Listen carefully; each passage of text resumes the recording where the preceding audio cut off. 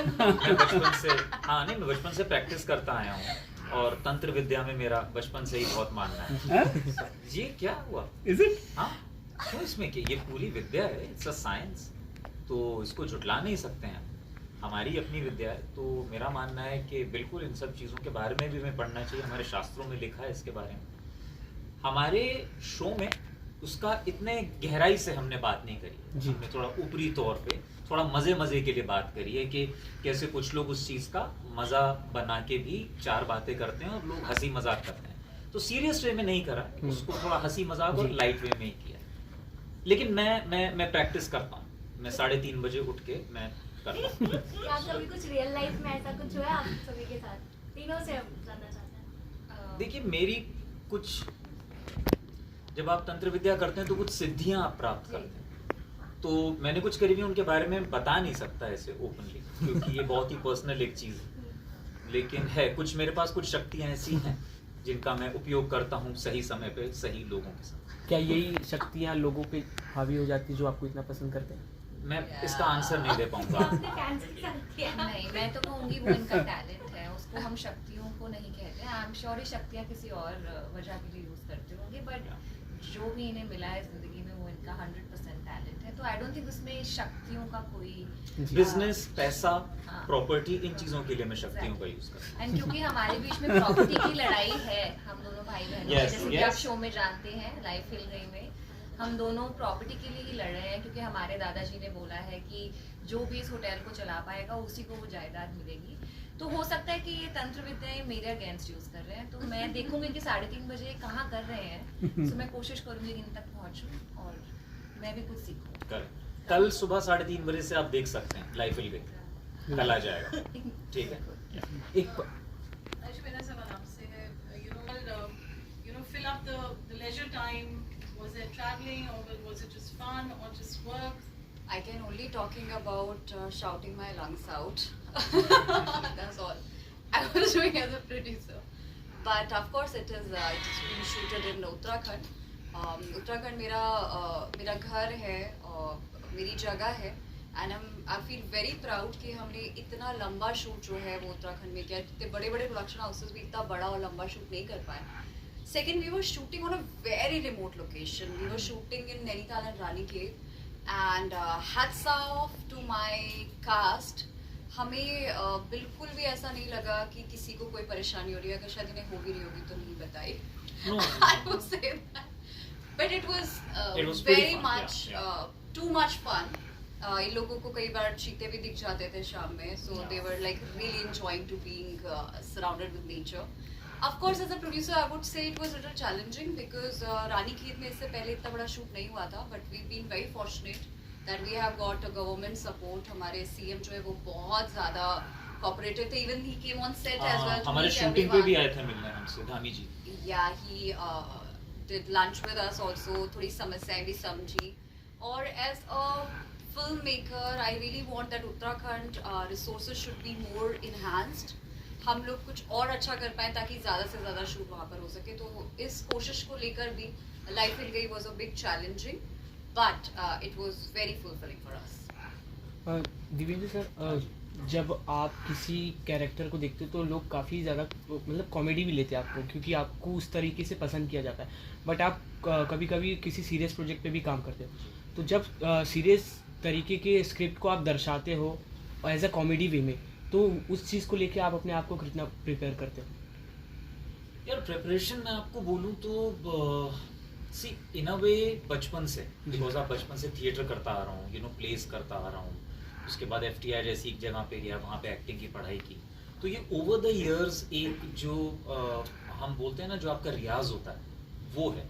उसके बाद कहीं ना कहीं आपको इतना पता चलता है कि क्या कैरेक्टर है, कैसे है। मेरी जो पर्सनल जो कोशिश रहती है वो ये रहती है कि मैं कैरेक्टर्स को जितना रियलिस्टिक बना पाऊँ। अगर कोई सीरियस आदमी है तो हमने देखा होगा लाइफ में सब लोग सीरियस ही नहीं रहते, मजाक भी करते हैं, या कोई मजाक जो करता है इंसान वो सिर्फ मजाक ही नहीं करता, उसकी लाइफ में भी प्रॉब्लम्स होती हैं, वो भी सीरियस चीज़ों से गुजरता है। तो just to make a character more 3D, ताकि उसका हर पक्ष जो है वो हम देख पाएँ, वो कोशिश रहती है।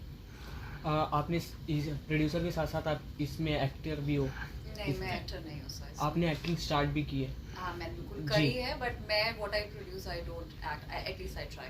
तो फिर वो कैसे मैनेज करती हो आप, और आगे आप क्या देखने को मिलेंगे आपकी तरफ से एज ए एक्टर?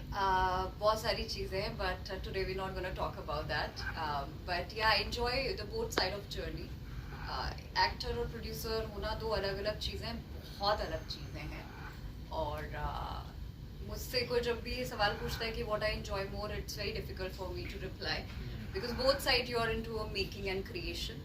तो yeah, I enjoy both the things, and soon we're gonna announce few projects for you. अच्छा, कुछ महीने पहले सपोर्ट्स मिले हैं। मैं चाहूंगी ये क्लिप में मोदी धामी जी को जरूर दिखाऊं और बोलूं कि लोगों ने ऐसा बोला है, but of course we have a subsidy benefit which we have pushed government of Uttarakhand a lot, जो कि पहले 1.5 करोड़ मिलती थी, वो अब 3 करोड़ कर दी गई है। और अगर हम वहाँ की लोकल आर्टिस्ट को लेते हैं या वहाँ की जगहों के बारे में बात करते हैं तो एडिशनल मॉनिटरी बेनिफिट है। तो certainly this is a commercial plan, ताकि ज़्यादा से ज़्यादा लोग जा सके उत्तराखंड, एक टेम्पटेशन उनको मिले कि वो ज़्यादा वहाँ पर शूट करना चाहें, वहाँ के लोकल आर्टिस्ट को लेना चाहें। So yeah that's a plan. One more question adding to sir, हर चीज़ का एक अपना अपर्चर होता है, और लाइफ हिल गई हमेशा से हमारे लिए वेब सीरीज ही थी। और जब हमने इसको लिखना शुरू किया था, it's a commission show of Hotstar, Disney plus Hotstar. तो वहाँ के क्रिएटिव्स भी हमारे साथ इन्वॉल्व हुए। It was a beautiful process we have gone through. For a big screen we have a few other films coming, for name Tarini, जिसकी हमने ministry of defence exclusive permission भी ली है। तो हर एक चीज़ का एक अपना मीडियम होता है। जब आप उसको लिख रहे होते हो तो आपको पता होता है कि किस मीडियम के लिए आप बना रहे हैं। सो या, so it was well plan कि ओटीटी के लिए करना। Of course, and it's a commission show. Disney plus Hotstar का है। या तो इट्स release गुड कैसे प्लेटफॉर्म, करेंगे? राइट। जी, कुशा मैम और दिव्यांशु सर, ये आप दोनों से जानना चाहेंगे कि एक पब्लिक फिगर होने के बाद लोग आपको जब पसंद करने लगते हैं, आपके काम को और सराहने लगते हैं, तो चाहते हैं कि और अच्छा काम उस तरीके से आप आगे देख करें। और जब इस तरह की आप लोगों पे प्रेशर आ जाता है, तो आप अपने स्क्रिप्ट को, आगे के प्रोजेक्ट्स को हाँ किस तरीके से बोलते हैं? मैं जानना चाहूँगा। मेरे लिए इस प्रोजेक्ट को हाँ बोलना बहुत आसान था, बिकॉज मैंने स्क्रिप्ट पढ़ी थी। जब स्क्रिप्ट मेरे हाथ आई थी तो मैं स्क्रिप्ट को नीचे नहीं रख पाई थी। पहले 10 पन्नों में ही मुझे लगा कि स्क्रिप्ट फनी है, इसमें विट है, it's funny, it has got thriller, इसमें लिटिल हॉरर का एलिमेंट भी है, आपको सभी कुछ मिलेगा इस शो में। और फिर जब उन्होंने मुझे बताया कि देवेंद्र और विनय सर होंगे इसका part, then I was like how can I leave such a big opportunity for myself. तो मैंने तो तुरंत हाँ बोल दी थी। तो ज़रूर आपके इस प्रोजेक्ट में होना बहुत बड़ी बात थी, और उसकी वजह से मैंने ज़रूर हाँ बोला, बिकॉज मुझे फिर कब मौका मिलेगा इनके साथ काम करने का। सीजन 2 में। सीजन बट आई थिंक यार, कोई भी आर्टिस्ट को ना ज़्यादा उसके बारे में नहीं सोचना चाहिए, इससे दूर रखना चाहिए। सक्सेस और फेम वो बहुत अच्छी बात है when people appreciate your work, लेकिन उसके बारे में सोच के अगर हम ये सोचेंगे अब आगे भी कोई ऐसा ही चीज़ लें जो कि हिट हो या सुपर हिट हो, उस चक्कर में नहीं फंसना चाहिए। मेरा मानना है आर्टिस्ट एक सेल्फिश एंटिटी होता है। हम लोग जो काम करते हैं ना, वो अपनी खुशी के लिए करते हैं सबसे पहले। Like I told you jokingly only, लेकिन मेरे लिए बहुत बड़ा एडवांटेज था कि मैं ये प्रोजेक्ट उत्तराखंड में शूट कर रहा था। आई लव हिल्स, मुझे था कि काम के साथ मज़ा भी आएगा। सो वो जो सेल्फिशनेस है ना, वो यहाँ पे बुरी नहीं है, वो एक अच्छी बात है। जी, उसी को कहीं ना कहीं लेके हमें आगे बढ़ना चाहिए। ये वाला जो सवाल मैं पूछने जा रहा हूँ, इसका आंसर मुझे पता है, आपसे मैंने पहले भी पूछ चुका है, पर ये एक ऑडियंस की तरफ से वापस पूछ रहा हूँ। मिर्ज़ापुर 3 में आपको काफ़ी ज़्यादा मिस किया गया, काफ़ी मैसेजेस आए लोगों को कि मुन्ना भैया को मिस किया जा रहा, मुन्ना भैया को मिस किया जा रहा। आपको किस तरह के मैसेजेस आए, उसके बारे में कुछ?